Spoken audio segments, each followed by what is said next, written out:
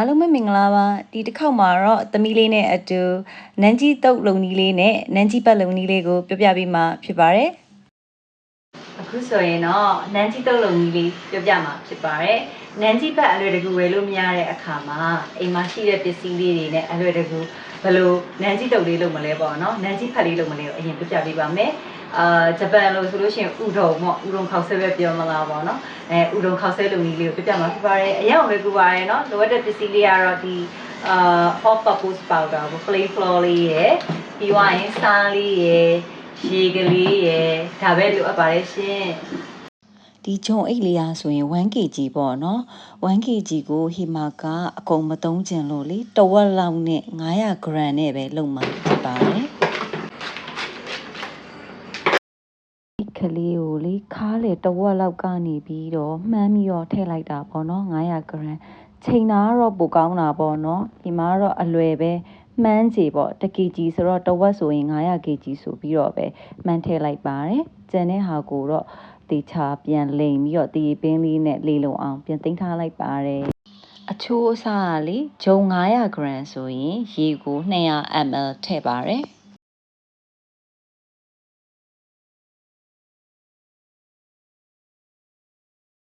စားလေးကတော့လက်ဖက်ရည်စွန်း3စွန်းလိုအပ်ပါတယ်3 teaspoon မှာပြီးသွားရင်တေချာရောသမအောင်နှံ့ဆက်အောင်မှွေပေးပါမယ်အနည်းဆုံး10မိနစ်ကနေ10မိနစ်လောက်အထိတေချာပေါ့နော်လက်နဲ့အားဆိုင်နေပြီးတော့ဒိုလေးကိုလုပ်ပါမယ်ဗီဒီယိုမှာလို့ပြသလိုပေါ့နော်လက်သီးစုပ်လေးနဲ့ထိုးပြီးတော့နေတာပို့ပြီးတော့နေလို့ကောင်းပါတယ်ဒုတ်ကလေးကိုအခန်းပူချိန်မှာအနည်းဆုံးတနာရီရနေပြီးတော့4နာရီလောက်အထိနှက်ထားလို့ရပါတယ်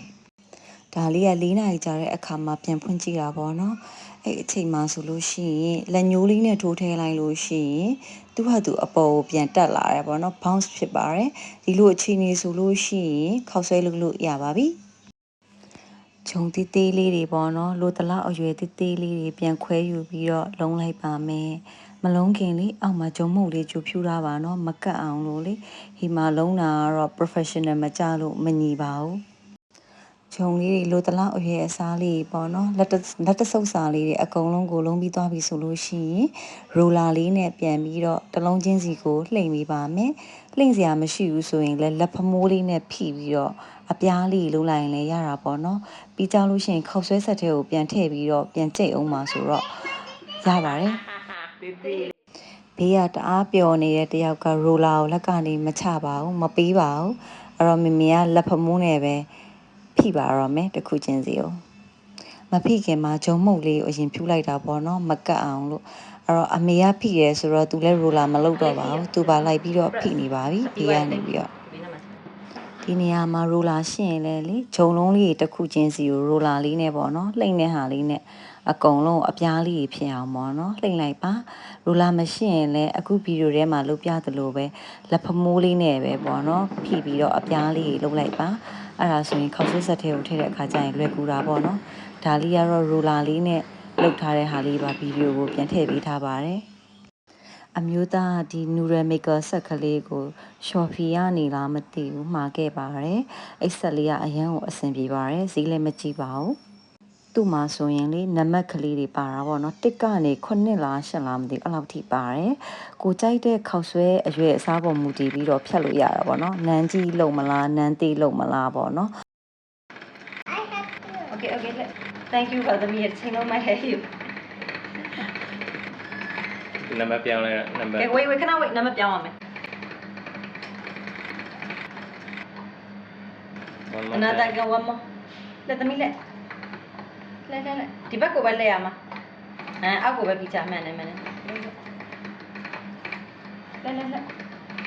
Let's make noodle. Yeah that's my noodle ရပြီ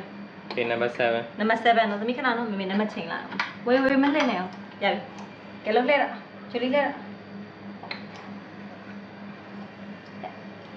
ချွေးရပါပြန်တယ်ခလေးလောက်တမ ဒါလောက်ချင်သမီးမခောက်ဆက်စိတ်အောင်မတွန်းလိုက်နဲ့ ကြက်လာပြီလေဒီမနိုင်တော့ အားရပြီ No, I have you. I have you. 7ခတ်တယ်သမီးရဲ့ချွေးတော်ပြန်နေသမီးရဲ့ ရပြီ ရပြီနော် ဖြတ်တဲ့ဟာကလေးဖြတ်တဲ့ဟာထဲမှာ floor ရင်ဖြူလိုက် လောဖြူမယ်သမီးဖြူမှာလားဖြူ ပြောင်းပြန်လဲ သူလိမ့်မယ်ခင်းသူရက်ပြီးလေသူထွက်တာပေါ့တခင်တအားလုံးချင် ပြောင်းပြန်လာလဲ ဟိုဘက်ကတန်းဟိုဘက်ကလမ်းမနော် floor ထဲ လောက်လိမ့်တော့လိမ့် Noodle. Yes noodle noodle yes noodle Okay, now we need to cut it, Chili. Cutting time. We need to cut cutting machine and then we need to cut. ကတ်မနော်လာတဲ့ကျွေးလားငါဖက်လဲအောင်မလား I think so. အသေးဆုံးမလို့ဘူးလုံးလုံး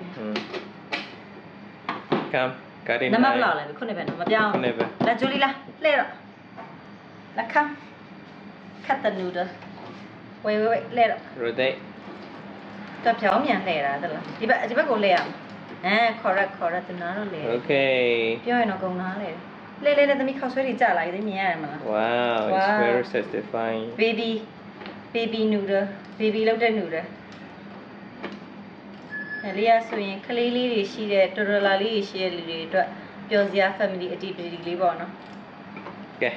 ထောက်လိုက်တော့ Wow Jolly take it wow noodle I give you okay I give you ဒီဘက်လားသမီးဒီဘက်ပြန်လာခဲ့လားဒီဘက်ပြန်အမုတ်ဖြူပေးခဏ wait ပေးမယ်ထေရီကဖြူဆိုမှဖြူနော်ဒီအမုတ်လေးခဏနေအမုတ်ဖြူရမယ်အပေါ်ဖြူလိုက်သမီးဖြူလိုက်ဖြူရပြီသူကြလား Okay. Good job. Good job. Lachi noodle. This one is mommy. This one is baby. မပြလိုက်ခေါက်ဆွဲလေးတွေရပါတယ် Lachi noodle. ခေါက်ဆွဲလေးတွေကလေစစောတော့ dose ကလေးကိုအလုံးလုံးမယ်အပြားလေးပြားမယ်အဲ့ဒါပြီးသွားလို့ရှိရင်ပထမဦးဆုံးနံပါတ်3နဲ့2ကြိမ်လုပ်ပါတယ်ပြီးရင်နံပါတ်5နဲ့2ကြိမ်နံပါတ်9နဲ့2ကြိမ်လုပ်ပါတယ်အဲ့နံပါတ်9နဲ့2ကြိမ်လုပ်ပြီးလို့မှကိုကသိပ်ပြီးမကြိုက်သေးဘူးပေါ့နော်အရင်မညက်သေးဘူးဆိုလို့ရှိရင် roller နဲ့ပြန်လုပ်တာပဲဖြစ်ဖြစ်နောက်တစ်ခေါက်ပြန်ကြိတ်တာပဲဖြစ်ဖြစ်အကုန်လုံးက up to you ပေါ့နော်ကိုယ်စိတ်ကြိုက်လုပ်လို့ရပါတယ်ခလေးတွေကတော့အရန်ကိုသဘောကျမှာအမှန်ပါသူတို့အရန်ကိုဝင်ရှုပ်လို့ကောင်းတဲ့ကစားနည်းတစ်ခုလိုဖြစ်နေတာပေါ့နော်အိမ်ကဆရာမကြီးဆိုလဲဘာမှသာမတီးတာတစ်ချိန်လုံး I hear you နဲ့သူပဲလုပ်မယ်ပေါ့အဲ့ဒါသူပဲဆရာလုပ်ဒါပေမဲ့အကူရပါတယ်သူတော်တော်လေးကိုလှုပ်ပေးသွားပါတယ်အဲ့ဒီခောက်ဆွဲဆက်လေးရှိတာတော်တော်လေးကိုအဆင်ပြေပါတယ်ကမီကယ်မပါဓာရုဗေဒစူးစိလည်းမပါတန်ရှင်းလက်ဆက်ဂျုံနဲ့စားနဲ့ရေနဲ့ရှိုံနဲ့လုပ်လို့ရတာပေါ့နော်အဲ့ပြီးတော့ကလေးလေးအတွက်စပါဂက်တီချက်ရင်လည်းအဲ့ဒီခောက်ဆွဲနဲ့ချက်လို့ရပါတယ်နန်ကြီးတုပ်ချင်လည်းရပါတယ်ဘာပဲလုပ်ချင်အဆင်ပြေတာပေါ့နော်မဟင်းကားဘတ်တော့မစမ်းကြည့်ရသေးလို့ပေါ့နော်မဟင်းကားဘတ်ဆိုရင်တော့ဆန်ကိုအချင်ဖောက်ပြီးတော့ညှစ်ရမယ်ထင်ပါတယ်အဲ့ဒါတော့စမ်းသက်လို့အောင်မြင်ခဲ့ရင်နောက်ထပ်ဗီဒီယိုတွေမှာလည်းပြောပြပေးပါမယ်ရလာတဲ့ခောက်ဆွဲပတ်လေးတွေကိုမကတ်အောင်လေဂျုံမှုန့်လေးတွေဖြူပေးဖို့တော့မမေ့ပါနဲ့เนาะအခုလိုပကံကြီးတစ်လုံးနဲ့ကိုလည်းစုမထည့်ပါနဲ့ကတ်သွားတတ်ပါတယ်ခောက်ဆွဲလေးတွေထွက်လာပြီဆိုရင်လေအခင်လိုက်လေးတွေဂျုံမှုန့်ဖြူပြီးတော့ tray တစ်ခုဘန်းတစ်ခုထဲမှာပေါ့เนาะအကုန်လုံးကိုစီပြီးထည့်ထားလိုက်ပေါ့เนาะပြုတ်ခန့်နေကြရင်လေသူ့ဘာသူအခင်လိုက်လေးတွေတခင်ပြီးတခင်ထည့်ဝါပြီးအပေါ်ဘောလုံးပေါ်ပြီးတက်လာပြီဆိုလို့ရှိရင်ရေအေးတဲ့ကိုပြန်ထည့်လိုက်အဲ့ဒါဆိုလို့ရှိရင်စကားစစ်ပြီးသွားလို့ရှိရင်ခောက်ဆွဲလေးကိုသုံးဆောင်နိုင်ပါပြီပြုတ်ရတာလဲတအားတော့မကြောက်ဘူး9မိနစ်ကနေ10မိနစ်15မိနစ်လောက်ပဲထင်တယ်ပေါ့နော်ကိုပြီးလက်လေးနဲ့ညှိကြည့်လိုက်ပေါ့ခောက်ဆွဲလေးကလုံးဝကိုချောသွားပြီချောမွေသွားတယ်နည်းနည်းစားကြည့်လိုက်လို့အဆင်ပြေတယ်ဆိုရင်ရပါပြီစသားအနှစ်ကတော့ထုံးစံအတိုင်းကြက်သွန်ဖြူနီစီတက်မယ်အစိမ်းမုတ်ထဲမယ်အယောင်တင်မုတ်ထဲမယ်ဆွနွေးမုတ်ထဲမယ်ငပီစိမ်းစားလေးစီပူထဲမှာထဲမယ်ကြက်သားလေးနုံဆင်းတာထဲမယ်ခဲညင်သီးလေးထဲမယ်ပုံမှန်ကြက်သားဟင်းချက်တဲ့အတိုင်းပဲချက်ခဲ့ပါတယ်ကြက်သားအနှစ်ရပြီဆိုတော့နန်ကြီးတုပ်လေးစားတုပ်ပါမယ်မုတ်ဖက်လေးကိုယူလိုက်ပါမယ်အရင်ဆုံး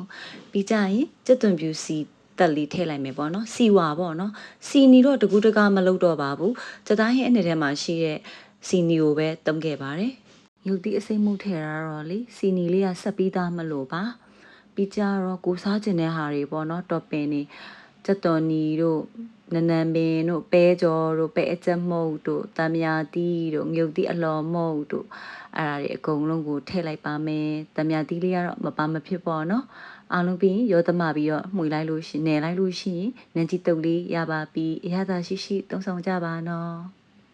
ဗီဒီယိုလေးကိုအဆုံးထိကြည့်ရှုပေးလို့ကျေးဇူးတင်ပါတယ်ဗီဒီယိုလေးကမထင်မပဲနည်းနည်းရှည်သွားတာပေါ့နော်သမီးလေးပါတော့အမှန်ပြောရရင်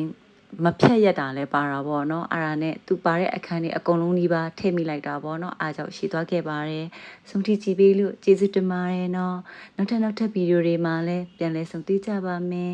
တတာဘိုင်ဘိုင်